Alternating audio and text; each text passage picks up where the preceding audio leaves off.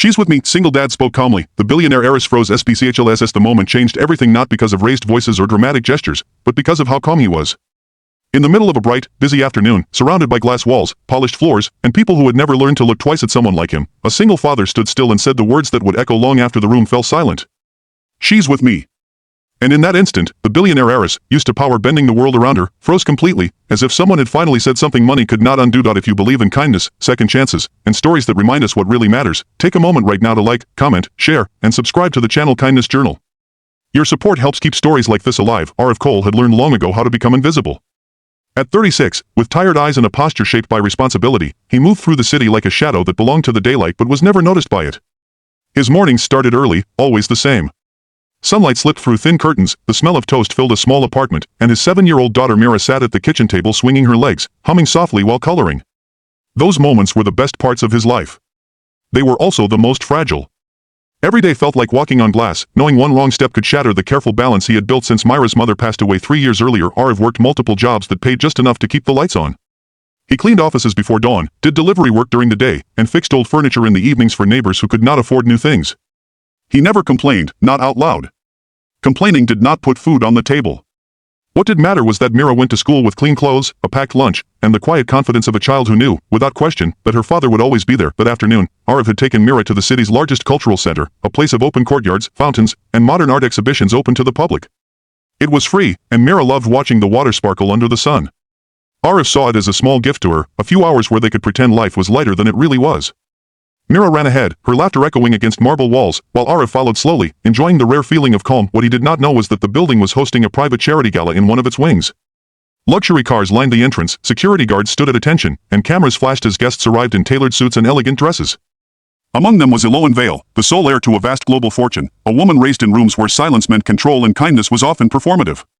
She was known for her intelligence, her sharp presence, and her intolerance for anything she perceived as disorder. Mira, curious and fearless, wandered too close to the restricted area, drawn by the shine of glass doors and the sound of music drifting out. A security guard stopped her abruptly, his voice firm, his posture rigid. In seconds, attention shifted. Heads turned. Whispers began. A small child stood frozen, confusion filling her eyes as she clutched the strap of her backpack. R.F. noticed immediately. His heart tightened, but he did not rush. He walked toward her steadily, the way he always did when Mira was afraid. He placed a hand gently on her shoulder, grounding her, reminding her she was not alone. Around them, the contrast was sharp. His worn shoes against polished floors. His faded shirt against silk and linen. People looked at him with the quick judgment reserved for those who did not belong. Eloane Vale stepped forward, irritation flickering across her face. To her, this was an interruption, a disruption in a carefully planned day. She was used to being obeyed, used to having problems removed before they fully formed. The security guard glanced at her, waiting for instruction. Myra's fingers tightened around R.F.'s sleeve. That was when R.F. spoke. Not loudly. Not defensively. He simply said that his daughter was with him. The words were plain, but the way he said them carried weight. There was no apology in his tone, no fear. Just certainty. The kind that comes from knowing exactly who you are and what you stand for. The effect was immediate. Eloane did not respond right away. For the first time in a long time, she hesitated. Something in R.F.'s calm unsettled her. It was not arrogance. It was not defiance. It was dignity. She looked at Mira, then back at R.F., and something shifted. The room felt different, as if the noise of status and wealth had been turned down, leaving behind a simple human moment. Security relaxed. The tension dissolved, but the encounter did not end there. Eloane watched as R.F. knelt to Myra's level, brushed a strand of hair from her face, and whispered reassurance. There was no performance, no attempt to impress. Just a father protecting his child in a world that often overlooked them both. Later that day, Eloane could not stop thinking about it. The gala continued, speeches were made, donations announced, applause echoed under high ceilings, but her mind kept returning to that calm voice and those steady eyes. She realized, uncomfortably, how rarely she had seen someone act without calculation. Her life had been built on control, yet here was a man with almost nothing who seemed unshakable. Over the following weeks, their paths crossed again, not by accident, but by a quiet decision Eloane made to understand what she had felt that day.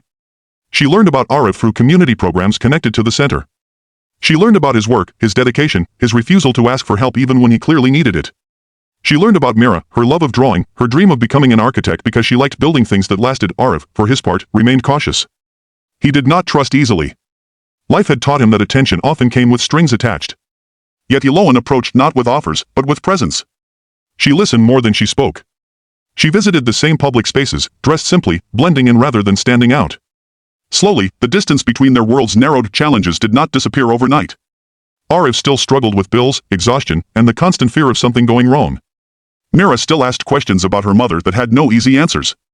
Eloan faced resistance from her own circle, people who did not understand why she spent time outside their carefully curated environments. But change had begun, quietly, like a seed breaking through concrete. The turning point came on another bright afternoon, months later, when the cultural center hosted a children's art showcase.